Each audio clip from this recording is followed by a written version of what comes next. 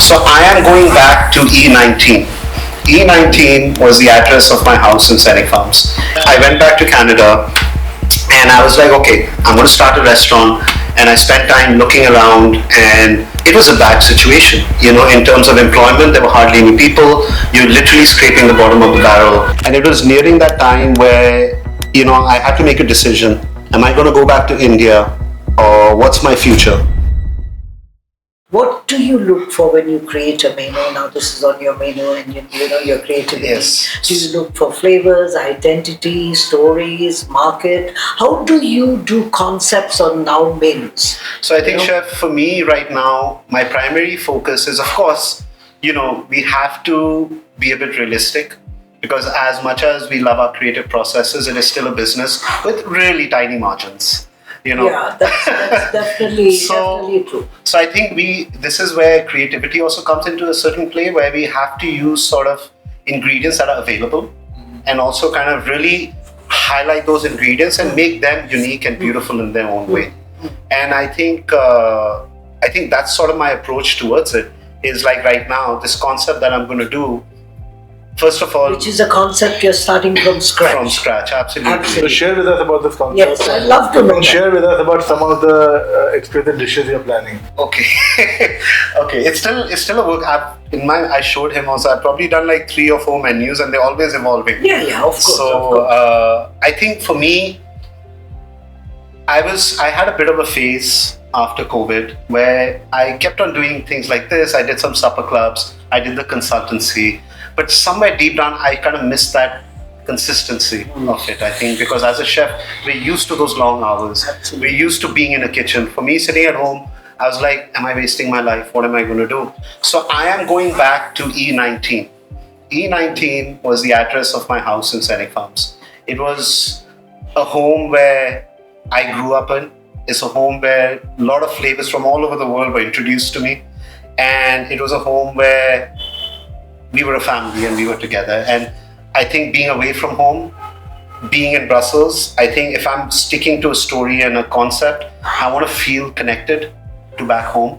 And that's the reason why I'm trying to follow. I think the name E19 is... Really? You think so? Yeah, I haven't named it as yet, so we still think. I tell you, Yeah. nothing better than E19.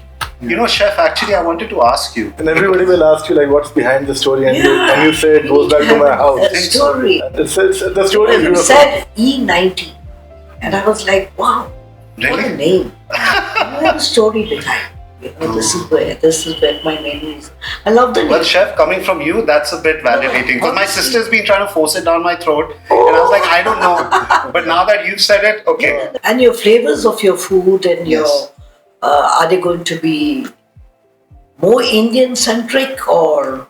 I think what I want to do is implement a bit of everything where I grew up. But then I also want to focus on the region that I'm in. So I'll give you a small example. Like now we have onion bhaji, which is a very popular sort of snack or things Absolutely. we love with beer or chai or anything, right? So what I kind of tried to implement was, over there you have something called samphire. Samphire is sea asparagus. Correct. It grows in the region on the coastal area. Beautiful, salty, isn't it? Exactly. So it has salty. So you can obviously kind of wash it off a little bit to control the level of salt. But then I'm using that ingredient in the bhaji mix. So in the chickpea batter, and I'm kind of serving that with sort of a tamarind and date chutney.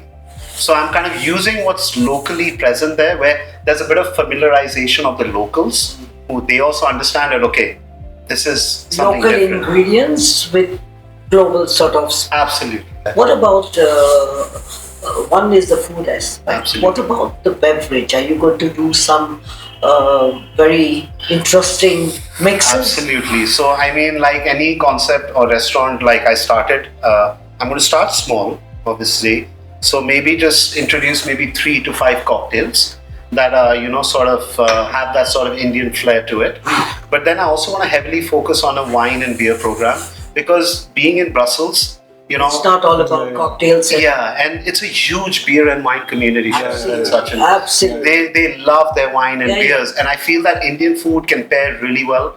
So there are a lot of breweries where I would like to actually bring certain Indian beers like Kingfisher and kind of get that flavor profile done by a brewery in Brussels to have that uniqueness as well. Over the period in your journey, Yes. and also now with you starting this beautiful restaurant of yours, Yeah. something that represents both your heritage and your global training.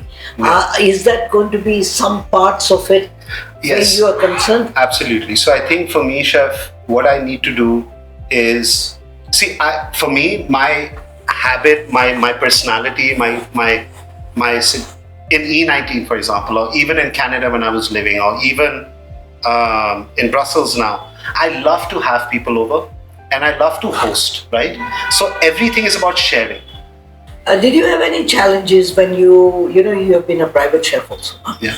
You've catered for large. Yes. Any challenges there? Lots of being challenges, a chef. Lots private of- chef, and then being in a very systematic, organized sector, and then Absolutely. So like I was what are mentioning, the few which you? absolutely, chef. So, like I mentioned, there's a reason why I did that private chefing, which I didn't tell you, which was one of the reasons. So after the whole COVID situation, there was a bit of a gap, and then after that, I went back to Canada, and I was like, okay, I'm going to start a restaurant, and I spent time looking around, and it was a bad situation. In terms of employment, there were hardly any people. You're literally scraping the bottom of the barrel. And I was like, you know what? I got to do something about it.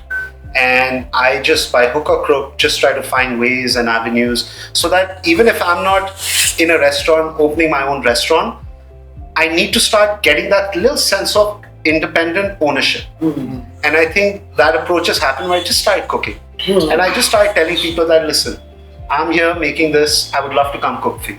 Very And it just started off very organically when I met certain families and I just went and cooked at their house for these private dinners. One last question from my side. Absolutely. What is the biggest life lesson you've learned from your journey as a chef? I think just what I mentioned earlier, that when you feel like you have absolutely nothing going for you and you just are in an absolute toughest spot in the kitchen, just be calm, breathe, and just put your head down and follow through. And there will be a light at the end of the tunnel. And I think that's something I've implemented in my life as well, which has helped me to strengthen my mind. Obviously, there are moments I do question things, but at the end of the day, I'm always trying to pull through. And I'm just taking one step forward every day. And hopefully this leads me somewhere. Wow. What about you, Chef Julia? What do you think is the biggest life lesson you've learned in your journey as a chef? If I look at my journey from then, when I was just 19, 18, 19, to date, 3.5 decades, Wow. it has been a journey which has calmed me down. So tell me, there are chef business owners, chefpreneurs, and there are professional chefs who work for large companies. You have a unique place where you are both, like you're a chefpreneur also, and you have a large company, Light Bite Foods, as your partner.